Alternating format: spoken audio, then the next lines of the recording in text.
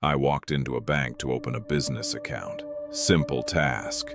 Should have taken an hour. 4 hours later, I was still sitting there. Forms, photocopies, more forms. A manager who needed to approve the manager who approved the form. And I remember sitting in that chair thinking, in the US, I would have done this on my phone in 15 minutes. I didn't move to the Philippines thinking it would be easy. I knew it would be different. Different culture, different pace, different rules. I was prepared for that, or I thought I was. What I wasn't prepared for was how deeply my entire identity was built on speed.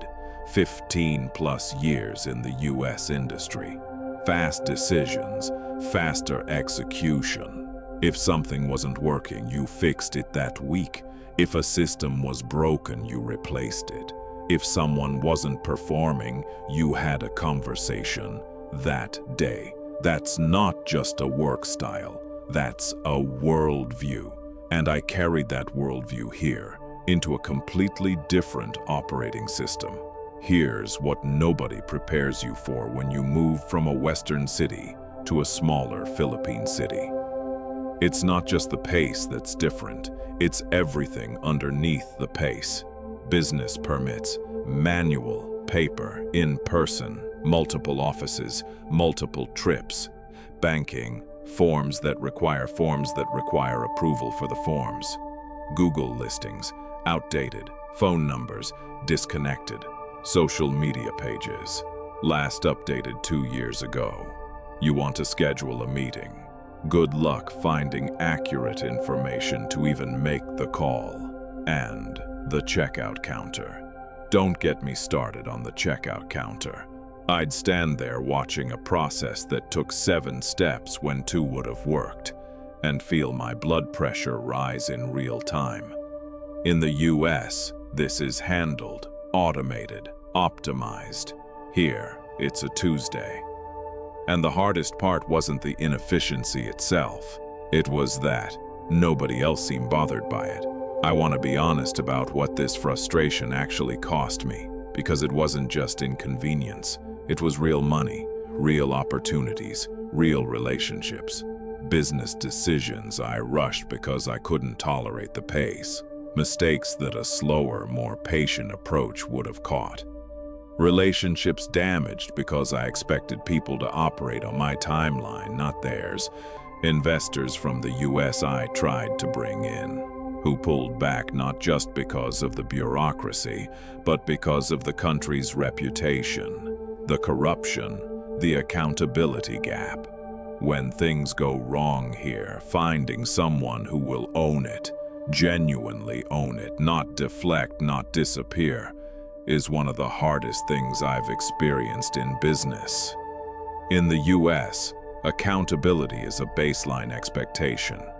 Here, it sometimes feels like a foreign concept, and I say that not to condemn the place, but because pretending otherwise would be dishonest. And dishonesty is the one thing Ghost doesn't do. Here's what took me a long time to understand. The system wasn't going to change for me. The pace wasn't going to speed up because I was frustrated. The processes weren't going to simplify because I had a better way. The only variable I actually controlled was me, and the version of me that arrived here, wired for urgency, built for speed, measuring everything against 15+ years of US operating standards. That version was going to keep losing, not because he was wrong, but because he was in the wrong gear for this road.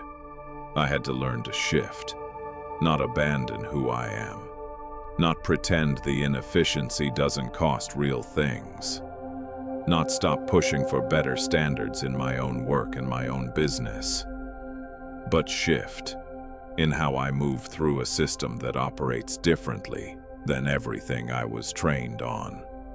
That's still in progress. Some days I shift. Some days I'm back in that bank chair, watching the forms multiply, wondering if this is worth it. I'm not going to tell you I figured this out. Some days the pace feels like home. Slow mornings, long conversations, a different relationship with time that I'm starting to understand even if I don't fully live it yet. Some days I'm ready to book a flight back, what I know now that I didn't know when I landed. The frustration wasn't proof that the Philippines was wrong for me. It was proof that I had more adjusting to do than I thought, and that adjusting, the real kind, not the surface kind, takes longer than any business permit process I've ever sat through. I'm still here, still adjusting, still learning what speed is actually worth. Ghost. If you've ever been somewhere that operates completely differently than everything you were built for, subscribe. EP8 is coming.